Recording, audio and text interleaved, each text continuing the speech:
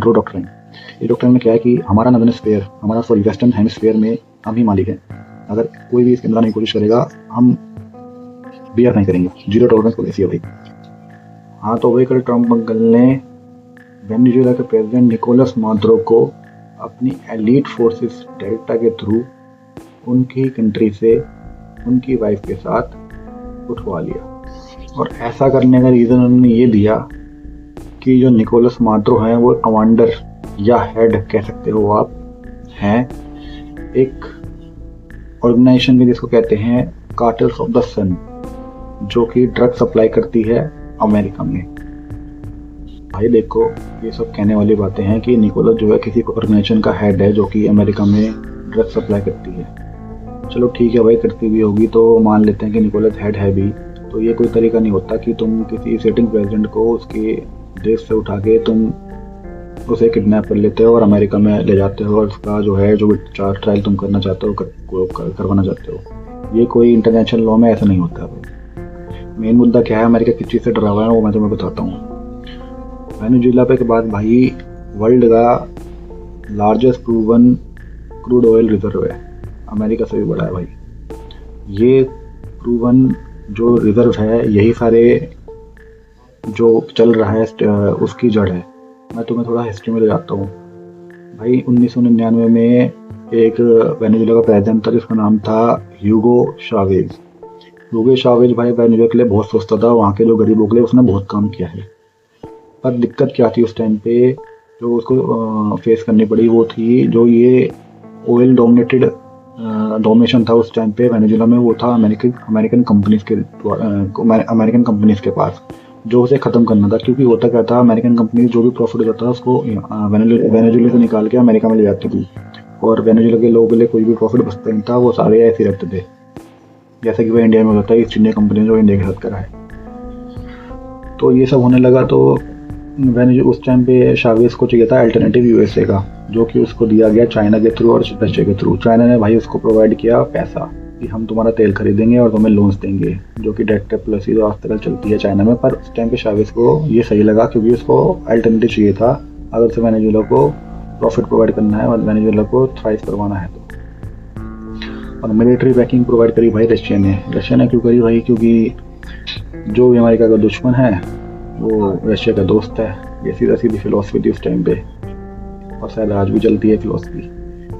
तो यही सब हुआ भाई। छोड़ो ये सब तो हो गया जो होना था, पर मुझे एक मुद्दे पे बात करनी है जो कि इस पर कोई ध्यान नहीं दे रहा है। एक सिटिंग प्रेसिडेंट को तुम इतनी आसानी से उसके घर से उठा के ले जाते हो, उसके देश से उठा के ले जाते हो और कुछ नहीं होता उस देश के द्वारा, उस देश के थ्रू कोई रिएक्शन नहीं होता। मतलब यार तुम पे रशिया की मिलिट्री बैकिंग है, तुम पे इतने अच्छे एंटी डिफेंस सिस्टम है, S-300 है, इग्ला है और भी कई man portable anti aircraft devices हैं, तुमने उनका यूज़ नहीं किया। और तुम्हारी आर्मी कहाँ थी जब उस टाइम पे जब ये हमला हो रहा था? कोई रेजिस्टेंस नहीं दिखा आर्मी का, ओनली बस स्काई में, हवा में ओनली हेलीकॉप्टर, अमेरिका के हेलीकॉप्टर आते दिख रहे हैं और कुछ नहीं दिख रहा। तो मतलब क्या हुआ भाई? मतलब ना तुम्हारी आर्मी थी ना कुछ थी, इतने हेलीकॉप्टर आए, एयरक्राफ्ट गए, एक भी डैमेज नहीं हुआ। इससे तुम क्या समझते हो भाई?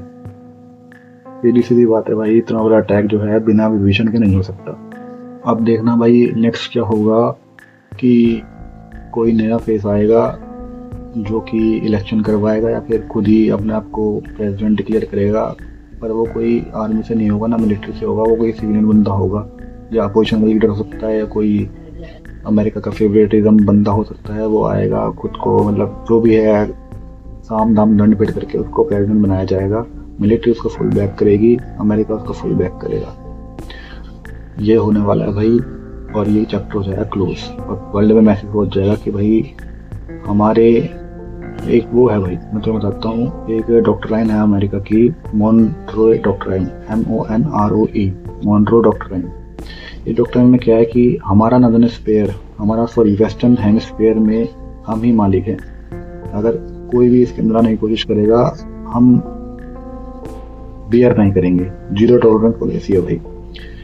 जितने भी छोटे छोटे देश हैं वहाँ पे, वेनेजुएला हो गया, क्यूबा हो गया, इनको तो बढ़ने देता ही नहीं अमेरिका।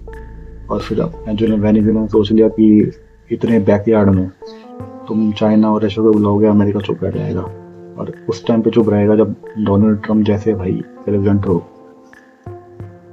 तो भाई ये कुछ नहीं होना, इसका चैप्टर क्लोज हो चुका है। अमेरिका के कोई नया मैटर नहीं था, वो ऐसा करता हुआ आया है। लीबिया में करा है, अपने सीरिया में करा है, अपने इलाके में भी करा है, तो कोई बड़ी बात नहीं है। पर सोचने वाली बात है, देश टूटता तभी है जब कोई अंदर का विभीषण होता है भाई, वरना इतनी आसानी से कोई चीज़ें पॉसिबल नहीं होती है।